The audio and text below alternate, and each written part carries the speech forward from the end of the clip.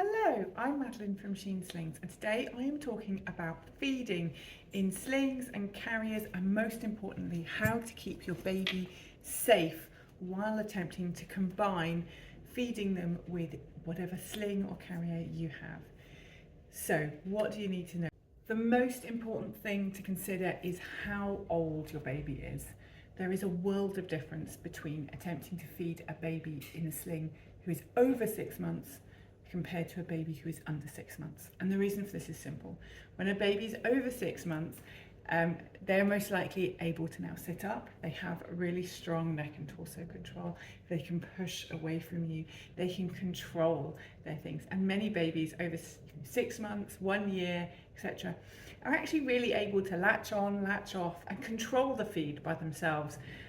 To a certain extent. They still need you to be watching, to be involved, whether that's with your breastfeeding or whether you're bottle feeding. They still need you to be involved and paying some attention, but they don't need anywhere near as much help or as attention as a baby who's under 6 months. Babies under 6 months won't have as good strong neck support and will need more help latching on, latching off, and also keeping their neck tension and their airways safe when they start to fall asleep. The most dangerous point in feeding in general, whether you're trying to combine this with slings or just feeding, is the point at which baby starts to get drowsy and starts to fall asleep because they can start to slump. And this is why we always recommend when you're feeding, even if in arms, in whatever position, that we are paying attention so that when baby starts to fall asleep, we can see that they are still able to breathe and that we can lift them up to safety. This becomes particularly important in slings because slings are only safe when they are high and tight. And so when we talk about safety in slings, we're always talking about having the sling tight enough that baby can't slump and high enough that they're sitting above boobs so they're not in anything squashable with their airways. And this is really, really important when we're talking about feeding in slings, because in order to feed in a sling, we are going to have to loosen off. So whether that's to bottle feed, to physically get the space for a bottle, we're going to need to loosen off, and now there is space for baby to slump. Or we're talking about breastfeeding, we are going to need to loosen off and lower so that baby is now in breast tissue. And this inherently makes this a lot more risky, because now baby, if they fall asleep, are in squishy parts where they can potentially their airways can potentially become closed because they have space to slump and they have space for their airways to become covered by soft tissue. This means inherently, as soon as we are talking about breastfeeding in slings, we are talking about a more risky scenario. And that means that we need to pay a lot more attention. And this is where we come into this, how old is your baby? Because a baby who is under 6 months is going to need a lot more attention than a baby who's over 6 months, who is able to mitigate some of the risk themselves in terms of their own developmental ability.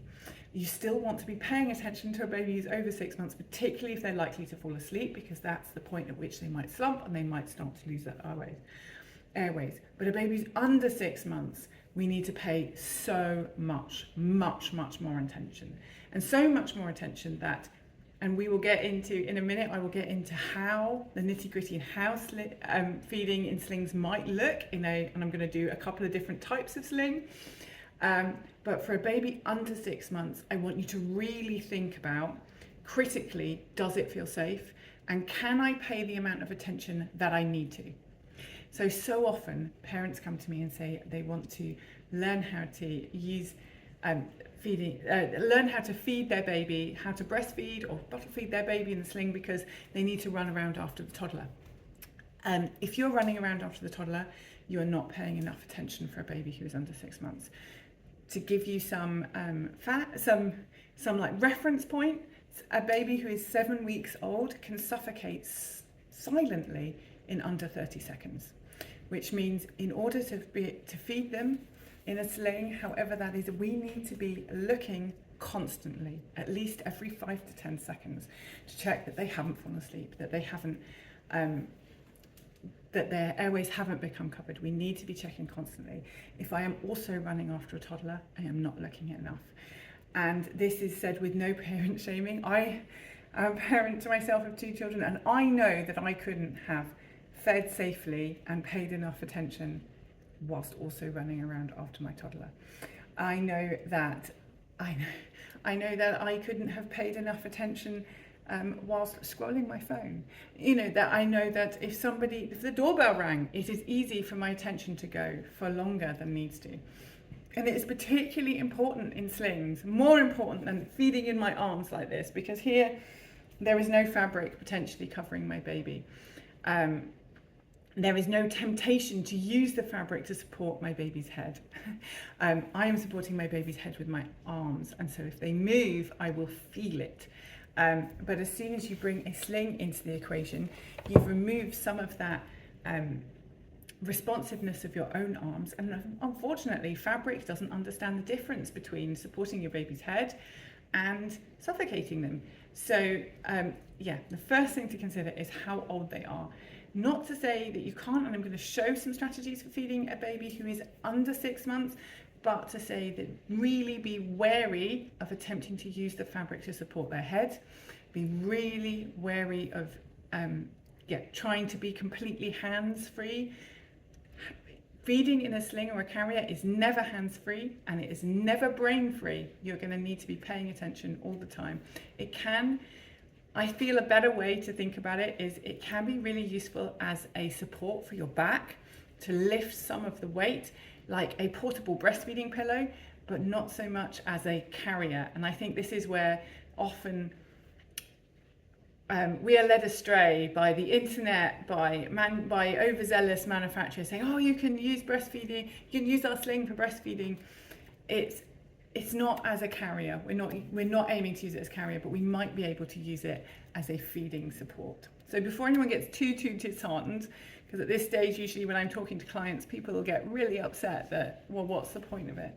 Let's go through a few different things. I'm going to go through how to feed in a buckle carrier, and I'm going to show you a position that can be used for a baby under 6 months and talk you through the safety of that position. And then I'm going to show you how you might use it post 6 months and how that can potentially change once they're past that more risky stage. And then I'm going to go through a stretchy wrap and finally a ring sling. So starting with the buckle carrier, I've grabbed an ergo, but effectively this will work with any buckle carrier where you can crisscross the straps. So I'm going to start by getting that buckle carrier on me like I would normally. So normally if I would put my baby in, I would just have them on me. How I'm going to feed a baby who is under 6 months is I'm going to simply open the carrier off, remove my baby from the carrier, and then I'm going to rotate the carrier away from the boob that I'm going to feed on. And then I'm going to rotate my baby into a cross cradle position, and I'm going to bring this up over their bottom and across the backs of their knees and pop one strap over my shoulder, pull the other one down, pull it down, so over my shoulder, pull it down so it crisscrosses my back, and then very gently place it, click it in under their head and tighten as needed. And now I'm going to latch them if I didn't already. I'm going to check their hands are cupping the boob, and I'm going to check there's absolutely no material around their head. The carrier shouldn't be reaching past their mid-back, so it's extending from mid-back to the back of their knees. And all it's doing is providing me a bit of lift, just like a portable breastfeeding pillow. And then I'm in control of my baby. I'm holding their head. I can feel them responsively. I can see how they're feeding. The carrier is not acting as a carrier. I am not hands-free. I've got one hand on my baby at all times. It's not covering their face. I can see their face. I am not going to try and use anything like a cover. I could if I really wanted to, but I want to be able to see them at all times. So I know that their airways are safe and I can see them, and if they fall asleep, I can take them off and adjust, or likewise if they fall asleep, I can make sure I am supporting their head and make sure their airway is clear. If I am moving around, I'm going to want to check I don't have any trip hazards, so I'm going to maybe tuck that away, or literally just tuck it into something so it's just not in my way, and I have one hand free and the ability to move around, or at least just, even if I'm still staying in place or sitting down, just some support from my back. So this is how I might use a buckle carrier for an under 6-month-old. This might have seemed quite a surprise to anyone who's jumping in on this and has, because you've probably seen a lot of videos being used in another way, and that's how we might be able to use it post 6 months. Now, post 6 months, if you like feeding cross cradle and you find that comfortable and you find it comfortable to use it just as I just showed you, you still can. But I guess the way that is more commonly shown is to simply loosen the whole carrier. So if I put my older baby in, I could, if my baby needed a feed, I could loosen off the side straps and then loosen the waist and move the whole lot down. As soon as I've done this, note that the carrier is loose, so it is now not holding my baby. It is holding a little bit of their weight, but it is not keeping them safe. They are now in breast tissue, which means they are at more risk if they fall asleep. And the carrier is loose, so there is space for them to slump. And this is why I would say this position really only from 6 months plus, and only if you feel really confident with your baby. And you're confident that they're not going to fall asleep, or really watching so that when they do fall asleep, you can lift them up and sort them out. Ideally, and my doll is a bit small, we are looking at that it is not holding their neck. They have space to move and bob their head. We were never going to use this to support their head. As I've already mentioned, fabric doesn't understand the difference between supporting their head and suffocating them. So with any age baby, I don't want you to be using anything to support their head or cover their face while feeding. We want to instead be doing this with our hands. And exactly the same if you were bottle feeding. So if I tighten this up, if we were bottle feeding, we might need to loosen the straps enough to get space and then feed with my hands. I don't want to use the straps in any way to prop the bottle. I want to be in control of that so I can be responsive.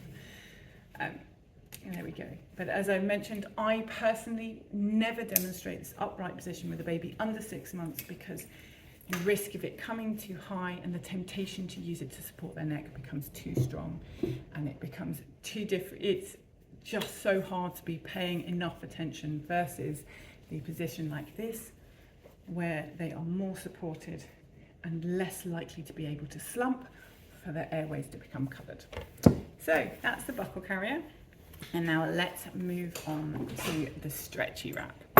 So this is probably the one I get asked the most in terms of under 6 month olds, because of course, while you can use a stretchy wrap per 6 months, most people use them the most in the first 6 months. So we will look at how to do this for a newborn. So again, I am not going to want to get into loosening it and simply lowering baby down. Again, for the same reasons, it's incredibly easy for babies' airways to become covered and for there to be space for them to slump into. Also with the stretchy wrap, it's very hard to loosen and tighten. It's easier if you get it all set to the right tightness before you put baby in. So instead, how I'm going to feed in it, and if I'd had my baby sleeping in here, I could lift them out. And how I'm going to feed in it is use one of these straps to support baby. So if I move the other out the way, I'm going to very gently and not very elegantly bring my baby through the strap, support them, gently help them get their hands either side of my breast, and then spread the fabric again so it runs across the back of the knees and only as far as mid-back. And then I can sort my shoulder out to support baby as I feed. And again, I am supporting with my hand. I have great sight lines so that I can see baby, so I can see their face is in no danger of becoming covered by fabric, and that I can monitor their feed as they go. And I showed it with this strap, but you may prefer to instead feed using this strap. And this is going to depend a lot on your body geometry, and particularly what directions your nipples point in. So depending, if you try one and it doesn't feel quite right, by all means try the other. We can use either, just whichever feels better to you, and that may or may not be the same on both sides. If it isn't, don't judge your body. So if I slip baby out there, That's the stretchy wrap, and then last but not least, I am going to show you the ring sling. So give me a second to peel myself out. This is the ring sling. So if I slip on my ring sling, and I'll load my baby in first.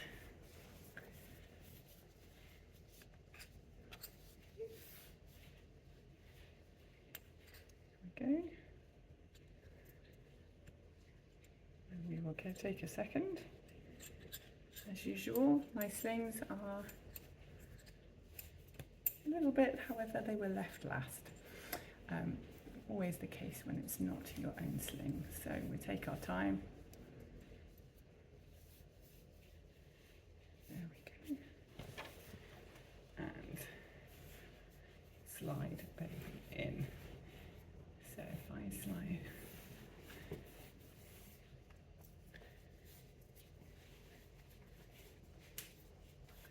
So with ring slings, if my baby was in here and woke up and wanted to feed, so first of all, we'll talk about a baby post 6 months. Post 6 months, it is the easiest to literally just loosen and push this away so it's not anywhere near the neck, and they can feed, and you may need one hand to support.